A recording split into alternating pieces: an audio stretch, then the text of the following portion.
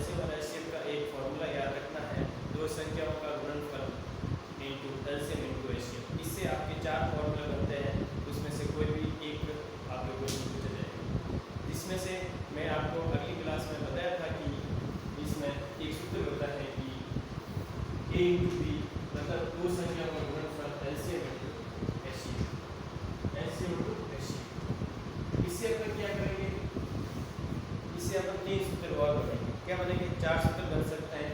क्या बन सकता है? जैसे अपन को ए ज्ञात करना है तो एलसीएम इंटू एचसीएफ करेंगे और बी का भाग देंगे, और बी ज्ञात करना है तो एलसीएम इंटू एचसीएफ करेंगे और ए का भाग देना है, और एलसीएम ज्ञात करना है तो ए इंटू बी करेंगे और एचसीएफ का भाग देना है, और एचसीएफ को ज्ञात करना है तो क्या करेंगे? ए इंटू बी और अपन एलसीएम करेंगे।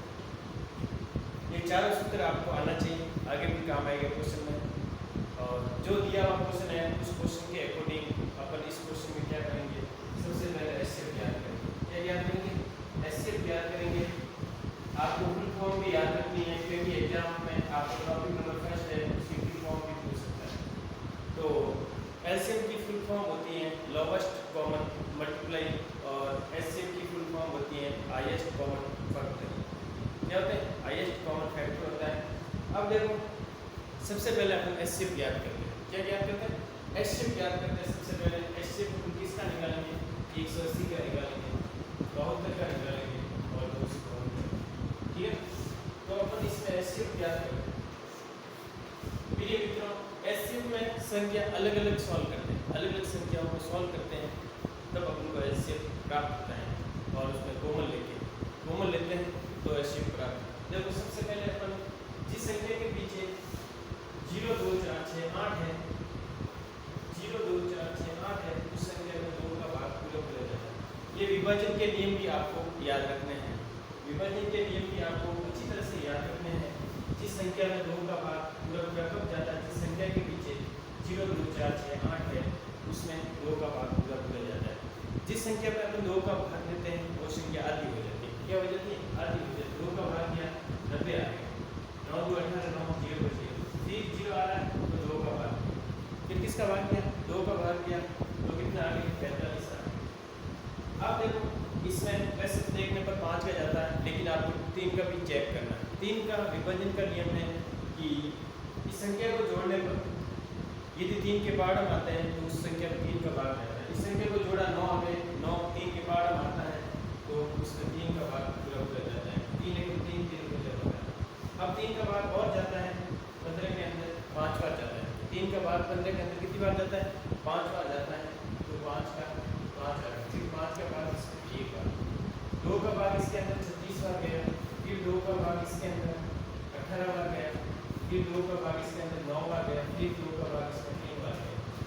फिर ये मित्रों देखो, पीछे 2 आ रहा, 2 का भाग दिया, इस संख्या का आता 2 के 6 1 2 6 2 बार 36 हो गए, 72 का आता कितना हो गया? 36, फिर 2 का भाग दिया 18 हो गए, फिर 2 का भाग दिया 9 हो गए, फिर 3 का भाग दिया 3 का भाग।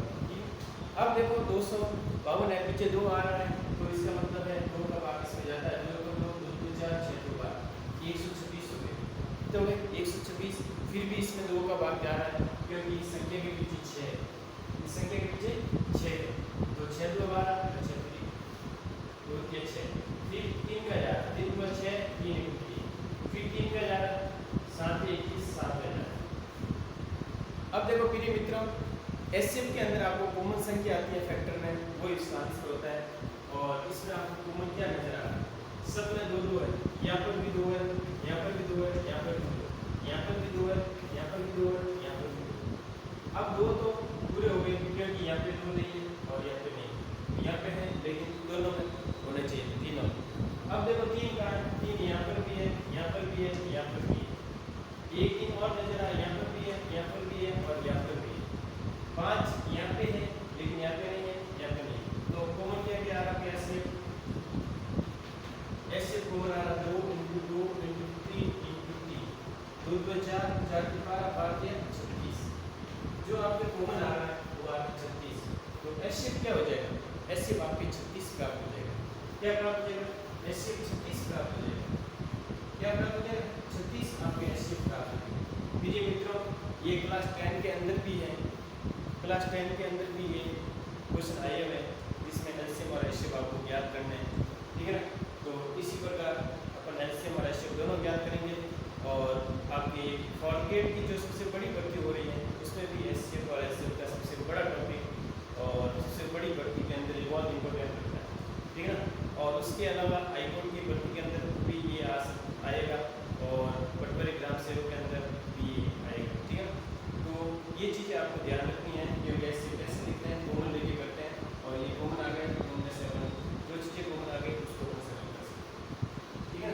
अब देखो सूत्र भी आपको साथ साथ में याद रखना है, चारों सूत्र कि ये प्रूव करना है कि A to B LCM to HCF करना है तो ये निकाल सकते हैं, ये ज्ञात करना तो एलसीएम टू एचसीएफ अपन भी कर सकते हैं, ये ज्ञात करना एलसीएम टू एचसीएफ और ये करते हैं, एलसीएम याद करना ए टू बी एचसीएफ का भाग करते हैं, एचसीएफ याद करना ए टू बी एलसीएम का भाग करते हैं, ठीक है। तो थैंक यू मित्रों, इसमें इसी क्वेश्चन के अंदर अपन एलसीएम निकालेंगे, क्या निकालेंगे। और इस क्वेश्चन का 36 आ रहा था, ऑप्शन नंबर कौन सा आ रहा है, A, option number A, option number A इसका आंसर है। ध्यान रखना मेरे मित्रों, ऐसा क्वेश्चन प्रैक्टिस के द्वारा ही सॉल्व होगा और इसमें बेसिक आपके अच्छे होने चाहिए, बेसिक अच्छा होगा तब आपके क्वेश्चन को। थैंक यू मित्रों, आगे वाला क्वेश्चन देखें।